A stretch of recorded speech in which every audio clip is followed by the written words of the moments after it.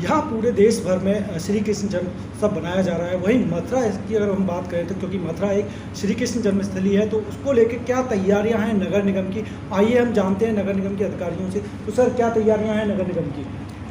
नगर निगम द्वारा आपको मैं बताऊं कि यहाँ पर विशेष व्यवस्थाएं की गई हैं नगर निगम द्वारा, क्योंकि मुख्यमंत्री का भी आगमन है। वैसे भी यह हमारे मथुरा का सबसे बड़ा पर्व है। मथुरा का ही नहीं बल्कि पूरे प्रदेश और पूरे देश का यह बहुत बड़ा पर्व है। और यहाँ पर बहुत अच्छी तैयारियाँ की गई हैं। जैसे नगर निगम द्वारा सभी पार्किंग स्थल बनाए गए हैं जहाँ पर गाड़ियाँ खड़ी की जाएंगी।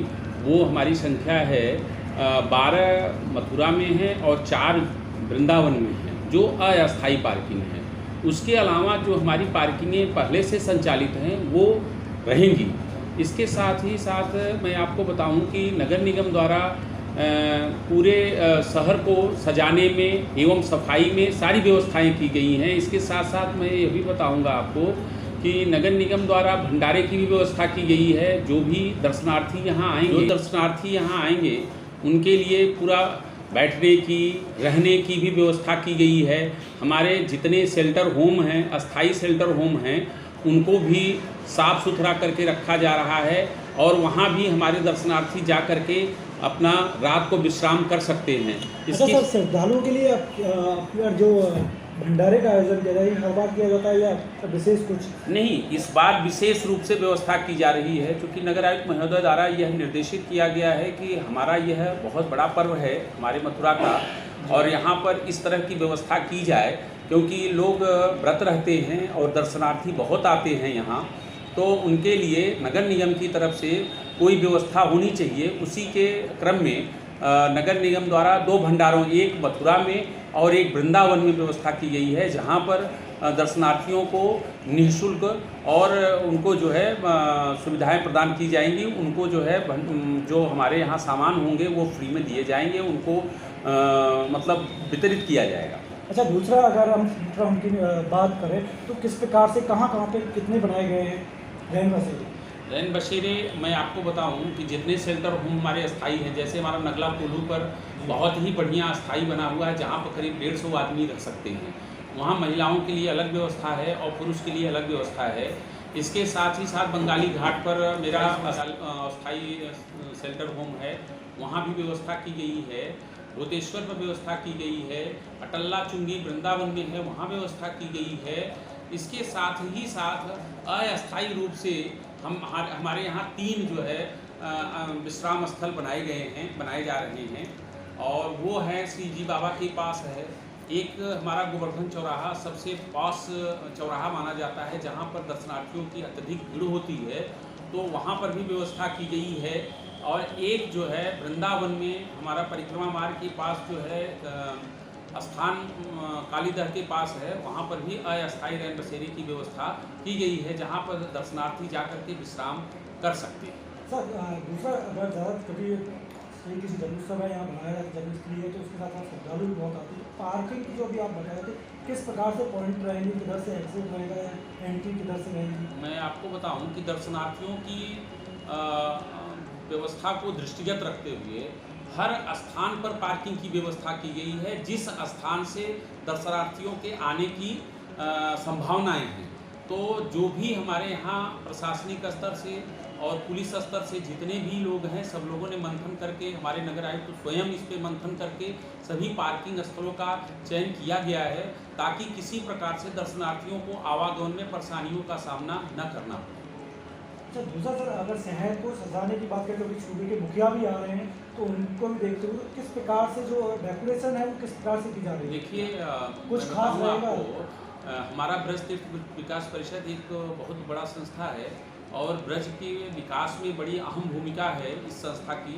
तो इस संस्था द्वारा यहाँ पर सांस्कृतिक कार्यक्रम करने के लिए, जैसा कि विगत वर्षों में भी किया गया था, उस तरह से हर चौराहों के पास, हर जन्मभूमि के अगल बगल आसपास सारे स्थानों पर जहाँ पर दर्शनार्थियों की भीड़ रहेगी, वहाँ पर देखिए सेल्फी पॉइंट बनाए जा रहे हैं यहाँ पर, और लाइटिंग की भी व्यवस्था। जैसा कि आप जानते हैं कि शहर हमारा नगर मथुरा वृंदावन एक दार्शनिक स्थल है, दर्शनीय स्थल है, और यहाँ पर लाखों लोग मतलब शनिवार रविवार को यहाँ हमेशा आते रहते हैं। वैसे भी ये है एक बहुत महत्वपूर्ण स्थान है, तो इस स्थान को भी हमें हमेशा के लिए संवारना है और हमारे नगर निगम परिवार की तरफ से हमेशा इस पे संवारने का प्रयास चल रहा है और किया जा रहा है। लेकिन इस पर्व को दृष्टिगत रखते हुए आप देखेंगे कि हर जगह हमारे यहाँ तिरंगा लाइटें लग गई हैं पोलों पर, और हर जगह लाइटों को सजा करके बढ़िया ढंग से डेकोरेशन भी किया गया है। और प्रयास यह भी है कि हमारे नगर आयुक्त महोदय खुद एनर्जेटिक हैं, वो खुद स्वयं डिसीजन लेकर के जहाँ भी किसी प्रकार की कोई परेशानियाँ होती हैं वो स्वयं डिसीजन लेकर के और सारे कार्यों को कराते हैं। तो उनकी जो भावनाएं हैं वो एक जो है दार्शनिक और जो है वो आध्यात्मिक दृष्टि से जुड़े हुए हैं। वो हर चीज़ को बड़े माइन्यूट रूप से देखते हैं और देख करके उस पर डिसीजन लेते हैं, और लाइटों को बड़े अच्छे ढंग से, जैसा कि पहले था, पहले से और अब में बहुत परिवर्तन हो गया है और लाइटों की बहुत अच्छी व्यवस्था की है। अच्छा सर, दूसरा अभी शहर में क्योंकि श्री कृष्ण जन्मस्थान है उसके आसपास कुंड बहुत हैं, लेकिन कुंडों की स्थितियाँ बहुत ज़्यादा खराब है, तो अब क्या क्या तैयारी है? जैसा कि आपका कहना बिल्कुल सही है, इस पर भी हमारे नगर आयुक्त मंथन करके और 5 कुंडों को जो है उन्होंने अमृत 2 में डलवाया है। उसमें एक कुंड हमारा महाविद्या का है, जैसा आप जानते हैं कि महाविद्या कुंड भी एक अपने में महत्वपूर्ण कुंड है, उसको भी जो है उन्होंने अमृत 2 में डलवाया है और वो शासन को प्रेषित भी किया गया है। तो उसके साथ साथ जैसा कि आप जानते हैं कि नगर निगम अपने स्रोतों से 15वें वित्त से 2 कुंडों को जो है संवारने का काम किया जा रहा है। उसमें एक हमारा गरुड़ गोविंद कुंड है और एक हमारा ध्रुव। इस तरह से प्रयास ये है कि सभी कुंडों का जो है जीर्णोद्धार किया।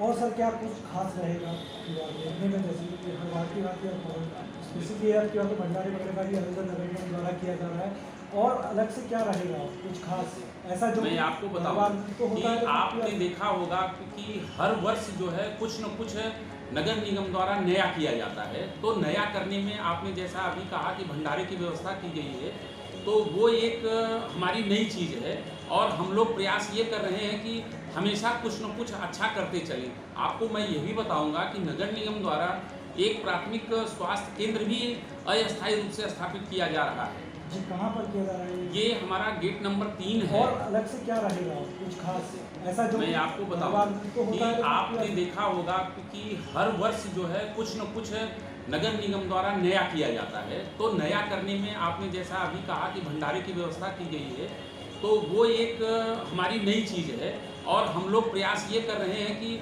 हमेशा कुछ न कुछ अच्छा करते चलें। आपको मैं ये भी बताऊंगा कि नगर निगम द्वारा एक प्राथमिक स्वास्थ्य केंद्र भी अस्थायी रूप से स्थापित किया जा रहा है। जी, कहाँ पर किया जा रहा है? ये हमारा गेट नंबर 3 है, उसके पास ही हमारे यहाँ डॉक्टर बैठेंगे और डॉक्टर द्वारा प्राथमिक चिकित्सा सुविधा उपलब्ध कराई जाएगी, दवाएं भी फ्री में दी जाएंगी और ज़रूरत पड़ने पर उनको आकस्मिक सुविधा भी आकस्मिक चिकित्सा सुविधा भी उपलब्ध कराई जाएगी। तो अगर किसी को कोई परेशानी होगी तो वहाँ आकर के वो अपने चिकित्सा लाभ ले सकता है। तो नगर निगम द्वारा हमेशा कुछ न कुछ नया ही किया जा रहा है, जैसा कि आप हर वर्ष देख रहे हैं। बिल्कुल, आपकी बात तो बहुत अच्छी सुविधाएं आप बता रहे हैं कि चिकित्सा वाली भी सुविधाएं आपके द्वारा की जा रही है, प्लस भंडारे की है, प्लस रहन बसेरे की भी सुविधा की गई है, क्योंकि बहुत दिक्कतें आ रही थी। मैं एक और चीज़ बता रहा हूँ कि जैसा कि यहाँ दर्शनार्थियों की बहुत भीड़ होती है, तो उनको देखते हुए हमारे नगर आयुक्त महोदय ने यह भी डिसीजन लिया कि इतनी पब्लिक आती है तो उनको अगर सुविधाएं उपलब्ध नहीं होती हैं, उनको जाने आने में चलने में परेशानियों का सामना करना पड़ता है। तो हम कुछ नया इस बार ये भी कर रहे हैं कि जो हम मैटिंग करते हैं उस मैटिंग को अब इस बार हम जैसे यादव मिठाई वाला है उसके पास से लेकर के आगे तक हम मैटिंग करेंगे। गेट नंबर 1 पर ही मैटिंग करने जा रहे हैं। तो होता क्या है कि जो भी दर्शनार्थी यहाँ आते हैं और वो अगर कहीं बैठने की सुविधा नहीं रहती है तो वो वहाँ पे बैठ भी जाते हैं और लोगों को आवागमन में चलने में किसी प्रकार की कोई असुविधा न हो, उसके लिए भी हम लोग सारी व्यवस्थाओं को उपलब्ध करा रहे हैं और कराएंगे। प्रयास यह है कि किसी भी तरह से नगर निगम सीमा में प्रवेश करने वाले दर्शनार्थियों को मथुरा वृंदावन में किसी कठिनाइयों का सामना न करना। ये हमारे साथ में नगर निगम के अधिकारी थे जिन्होंने बताया कि नगर निगम हर बार की तरह इस बार कुछ खास अलग चीज़ें कराई जा रही हैं, जैसे कि चिकित्सा सुविधा भी है जो नहीं होती थी, और उसके साथ साथ रहन बसें सब में विवाद, क्योंकि रात में जो आते थे श्रद्धालु उनके रुकने के लिए बहुत ज़्यादा दिक्कतें होती थी। तो लेकिन उनके लिए अब नगर निगम द्वारा अस्थायी और अस्थायी दोनों प्रकार की रहन बसें की तैयारियाँ शुरू कर दी गई हैं। खबर है अभी तक के लिए।